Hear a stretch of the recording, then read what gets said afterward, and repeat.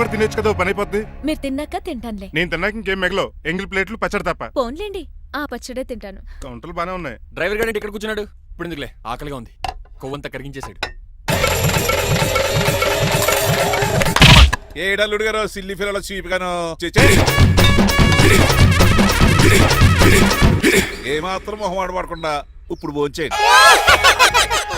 చొక్కా బొత్తాలా ఉన్నాయి, 4 ఇడ్లీలు ఏం సరిపోతాయండి?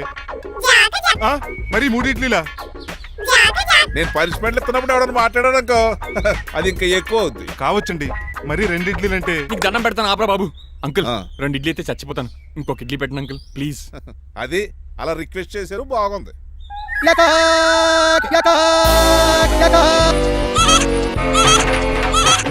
నాకేమో 2 ఇడ్లీలు పెట్టారు. వీడేమో మెనూలో ఐటమ్స్ అన్ని లాగించేస్తున్నాడు. మర్చిపోయారా, అతను డ్రైవరు, ఏమైనా తినొచ్చు అంటే తాగొచ్చు.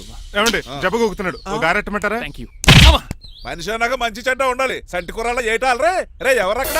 ఏంటంటే పోలేకేం పెట్టారా? బోన్స్ అండి. ఎవరే? అబ్బే ఎవరే కాదండి, షాప్ నుంచి తీసుకొచ్చి పెట్టానండి. అంతే కదా. ఆయ్ అల్లుడు గారు తింటం అయిపోయినట్టుంది, వెళ్దారా మరి? పదండి అంకుల్. నా ఇంట్లో దొంగతనమా? అది కాబోయే అల్లుడు గారు. తప్పదు, దీనికి చాలా గట్టి పనిష్మెంట్ ఇవ్వాలి.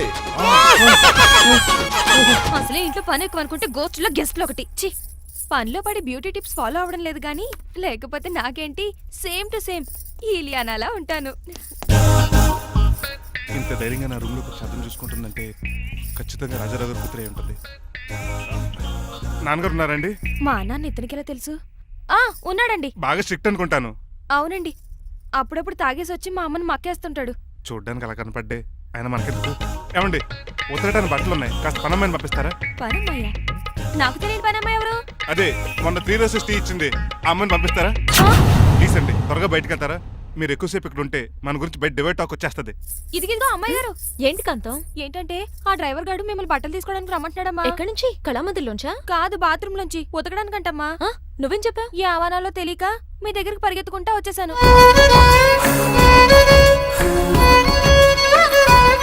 ఇక నుంచి అతని దృష్టిలో నువ్వు మణిమాలవి, నేను సూర్యకాంతని. నేను నిజం చెప్పనంత వరకు నువ్వు నాలాగే నటించాలి. ఎందుకు అమ్మాయి గారు? Just for fun. ఫన్నో బన్నో, మీ ఇద్దరు కలిసి నా ఉద్యోగానికి ఎసరెట్టేలా ఉన్నారండి. నోరు మూసుకుని నేను చెప్పినట్టు చేస్తే నీకు జీవితం కూడా పెంచుతాను కాంతం. నిజమండి అమ్మాయి గారు? అవును. అక్కడ బిస్కెట్లు ఉన్నాయి పట్రా. కుక్క బిస్కెట్లా అమ్మా? చిచి, నేను తినే బిస్కెట్లే. ఎవరికండి? ఆయనకి.